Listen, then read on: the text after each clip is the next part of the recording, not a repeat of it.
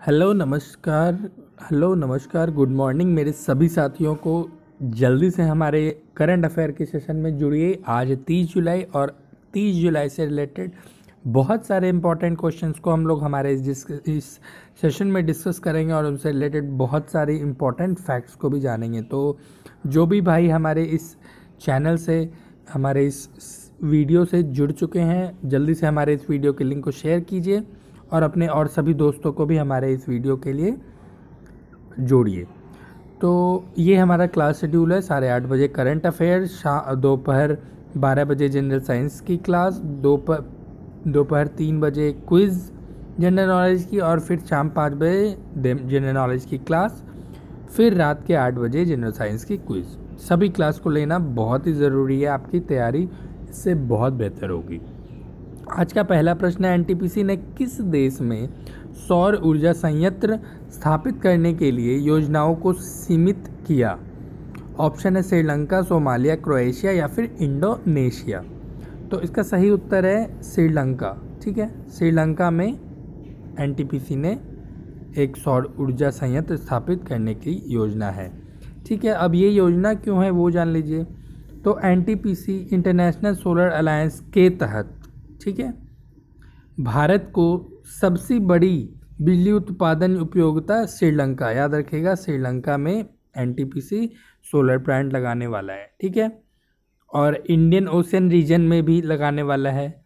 ठीक है, क्यों? क्योंकि अपना वो इंडियन ओशन रीजन में भारत की उपस्थिति को प्रदर्शित करने की रणनीति है। किसको दिखाना है? तो चीन को दिखाना है। ठीक है, अब अगला प्रश्न है। अगला प्रश्न जाने से पहले थोड़ा हम लोग श्रीलंका के बारे में जान लेते हैं। तो श्रीलंका के पीएम कौन है?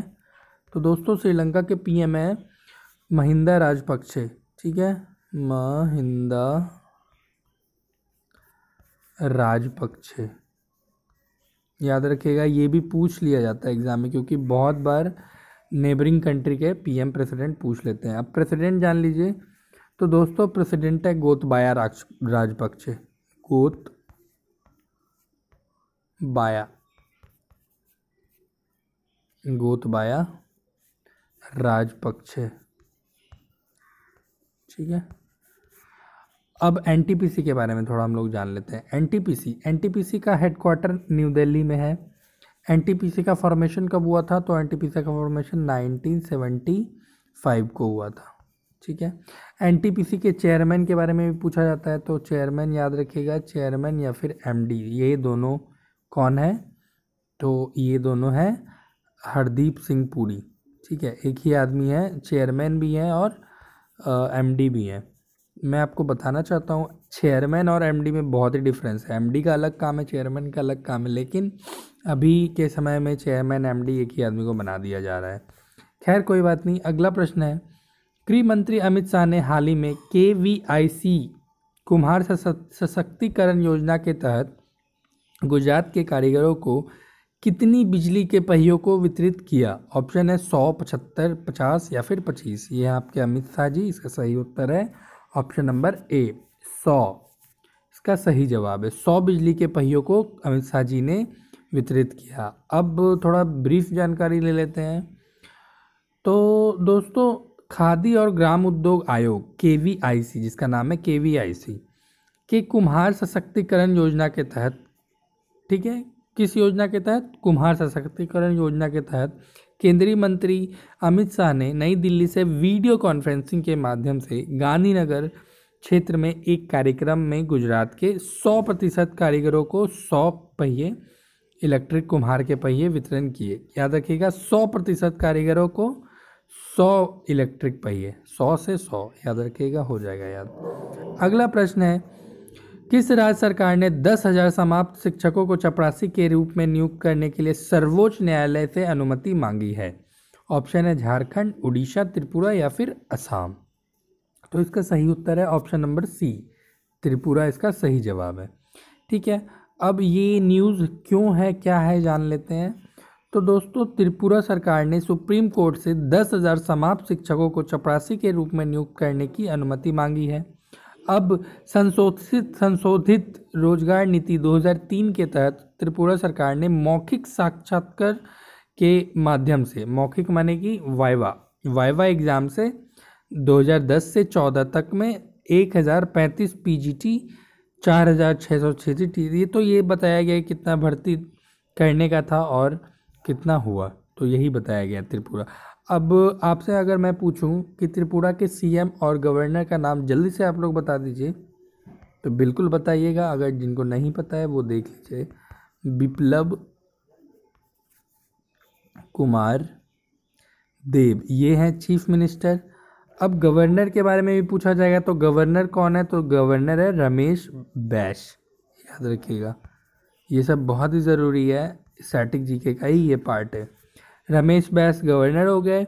अब लोकसभा, राज्यसभा और स्टेट असेंबली कितनी सीटें हैं, तो स्टेट असेंबली की कितनी सीटें हैं, 60 सीटें हैं। राज्यसभा की कितनी सीटें हैं, तो राज्यसभा की 2 और लोकसभा की लोकसभा की 2 और राज्यसभा की 1 सीटें हैं, याद रखिएगा। ठीक है, राज्यसभा की 1 और लोकसभा की 2 सीटें। अब थोड़ा फोक डांसेस के बारे में जान लेते हैं, जैसे कि यहाँ का फेमस फोक डांस है चिड़ाव, फिर फेमस फोक डांस है हैहक, ये भी पूछा जाता है। फिर है होजागिरी, होजागिरी भी बहुत ही ज़्यादा फेमस फोक डांस है, ये भी बहुत बार एग्जाम में पूछा गया है। फिर एक है आपका गड़िया। तो ये सारे इंपॉर्टेंट फोक डांस है जो आपके आने वाले परीक्षा में पूछे जाते हैं। अगला प्रश्न है, किस मंत्रालय का नाम बदलकर शिक्षा मंत्रालय रखा गया है। WCD माने कि वुमेन चाइल्ड डेवलपमेंट मिनिस्ट्री, या फिर home ministry, social justice ministry, या फिर HRD मिनिस्ट्री। तो इसका सही उत्तर है option number D, HRD ministry. अब ये थोड़ा ब्रीफ में जान लेते हैं। तो मानव संसाधन और विकास मंत्रालय MHRD का नाम बदलकर शिक्षा मंत्रालय कर दिया गया है, याद रखिएगा। HRD मंत्रालय को बदलकर शिक्षा मंत्रालय कर दिया गया है। ठीक है, प्रधानमंत्री नरेंद्र मोदी की अध्यक्षता में कैबिनेट की बैठक के दौरान यह निर्णय लिया गया। अब थोड़ा जान लेते हैं कौन किसके हेड है। तो दोस्तों ये WCD जो है, women ministry of women and child development की हेड कौन है, याद रखिएगा, स्मृति ईरानी जी हैं। ठीक है, स्मृति जुबिन ईरानी नाम है पूरा, तो कोई बात नहीं, अगर आप थोड़ा भी याद कर लेते हो तो याद हो जाएगा। फिर होम मिनिस्ट्री, अब होम मिनिस्ट्री के कौन है वो तो पता है, अमित शाह जी है। फिर सोशल जस्टिस मिनिस्ट्री के कौन है हेड, तो सोशल जस्टिस मिनिस्ट्री के हेड है थावरचंद गहलोत, थावरचंद गहलोत, याद रखिएगा। ठीक है, HRD मिनिस्ट्री के तो सब लोग जानते ही हैं, रमेश पोखरियाल जी, हम लोग बहुत पढ़ रहे हैं खरियाल। तो आगे बढ़ते हैं। फिर कैबिनेट ने पारंपरिक चिकित्सा पद्धति पर किस राष्ट्र के बीच समझौता ज्ञापन पर हस्ताक्षर करने को मंजूरी दी है। ऑप्शन है Zimbabwe, Zambia, south Africa, Tanzania. तो इसका सही उत्तर है जिम्बाब्वे। दोस्तों अगर वीडियो अच्छा लगे तो अपने दोस्तों में शेयर कीजिए, क्योंकि आप लोगों के कहने पर ही हमने करंट अफेयर की क्लास शुरू की है। और अगर आप लोग देखेंगे नहीं, बहुत बच्चे देखेंगे, आएंगे, सभी लोग आइए, क्योंकि आप लोगों के लिए ही हमारी सारी क्लासेस होती है। ठीक है, तो इसका सही उत्तर है जिम्बाब्वे। जिम्बाब्वे ने ये कैबिनेट पे जो भी राष्ट्र के बीच समझौता हुआ है वो जिम्बाब्वे के साथ हुआ है। किस पे, चिकित्सा पद्धति पे। ठीक है, अब जिम्बाब्वे का कैपिटल क्या है, तो दोस्तों जिम्बाब्वे का कैपिटल है हरारे। ठीक है, और जिम्बाब्वे की करेंसी क्या है, तो US डॉलर है। ठीक है, अब थोड़ा जान लेते हैं ज़मीबिया के बारे में। तो ज़मीबिया का कैपिटल क्या है, ये सब कैपिटल जानना बहुत ज़रूरी है, बहुत ही ज़्यादा इम्पोर्टेंट है ये कैपिटल। लुसाका है ये कैपिटल, और इसकी करेंसी क्या है, तो ज़मीबिया, याद रखिएगा, ये बहुत ही इम्पोर्टेंट है। ज़मीबिया क्वाच ये करेंसी है। ठीक है, साउथ अफ्रीका, दोस्तों साउथ अफ्रीका का 3 कैपिटल होता है। ठीक है, कौन कौन है वो जान लीजिए। एक है प्रेटोरिया, ये कैपिटल तो नहीं पूछेगा, मैं आपको इन्फॉर्मेशन के लिए बता रहा हूँ। एक है प्रेटोरिया, फिर है आपका केप टाउन, प्रेटोरिया के बाद केप टाउन, और फिर एक है ब्लोइम फोंटेन। ठीक है, ब्लोइम फोंटेन, ये हो गया 3 कैपिटल का नाम। और करेंसी क्या है यहाँ की, तो यहाँ की करेंसी है रैंड, याद रखिएगा। अब तंजानिया का कैपिटल, ये बहुत ज़्यादा इम्पोर्टेंट है। ये ज़मीबिया हो गया, जिम्बाब्वे, ये सब बहुत ज़्यादा है, क्योंकि ये थोड़ा अलग कंट्री है तो इसका बहुत ही इम्पोर्टेंट हो जाता है कैपिटल नेम। तो डोडोमा कैपिटल हो गई तंजानिया का। अब करेंसी क्या है, तो दोस्तों यहाँ शिलिंग्स चलता है, ठीक है, शिलिंग्स। अगर आपको वीडियो चाहिए करेंसी और कैपिटल पे, तो मैं एक वीडियो बना दूंगा, ठीक है। तो केंद्रीय मंत्रिमंडल ने पारंपरिक प्रणालियों के चिकित्सा और होम्योपैथी के क्षेत्र में सहयोग का विस्तार करने के लिए भारत और जिम्बाब्वे के बीच यह समझौता हुआ है, MOU, ठीक है। अब ये अगला है, when is international tigers day observe, अंतर्राष्ट्रीय बाघ दिवस कब मनाया जाता है। ऑप्शन है 29 जुलाई, 28 जुलाई, 26 जुलाई या फिर 30 जुलाई। तो इसका सही उत्तर क्या होगा, कमेंट करके बताइए। कितना बहुत ही अच्छा ये इमेज है। तो इसका सही उत्तर है 29 जुलाई। दोस्तों अगर वीडियो अच्छा लगे तो एक लाइक ज़रूर से दीजिएगा, और अपने दोस्तों में बहुत बहुत ज़रूरी है शेयर कीजिए, क्योंकि हमें अभी बहुत सारे लोग, बहुत सारे स्टूडेंट नहीं जानते हैं, तो आप लोग के शेयर से ही हमारा ये परिवार बढ़ेगा। 29 जुलाई को बाघ दिवस मनाया जाता है। और भी बहुत सारे डेट्स हैं जुलाई के जो एग्ज़ाम में पूछा जाता है, जैसे कि 1 जुलाई को क्या मनाते हैं, तो 1 जुलाई को डॉक्टर्स डे मनाते हैं, ठीक है, ये सारा इम्पोर्टेंट है। फिर 2 जुलाई को क्या मनाते हैं, तो 2 जुलाई को UFO डे मनाते हैं। फिर 11 जुलाई को क्या मनाते हैं, तो दोस्तों 11 जुलाई को पॉपुलेशन डे मनाते हैं, ठीक है, पॉपुलेशन डे।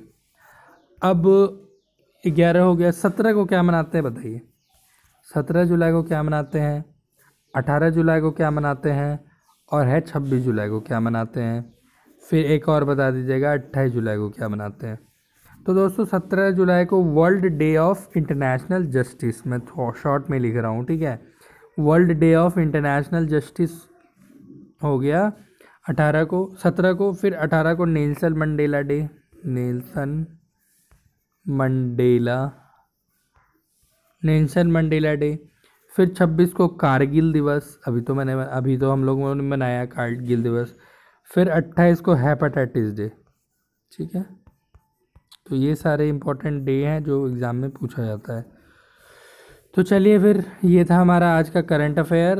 अगर आप लोगों को वीडियो अच्छा लगे तो दोस्तों एक लाइक दीजिए, जिससे हमें मोटिवेशन मिलता है और भी बेहतर करने का मौका, और अंदर से इच्छा जागती है। तो जल्दी जल्दी हमारे वीडियो को शेयर कीजिए और एक लाइक ज़रूर दीजिए। Thank you so much.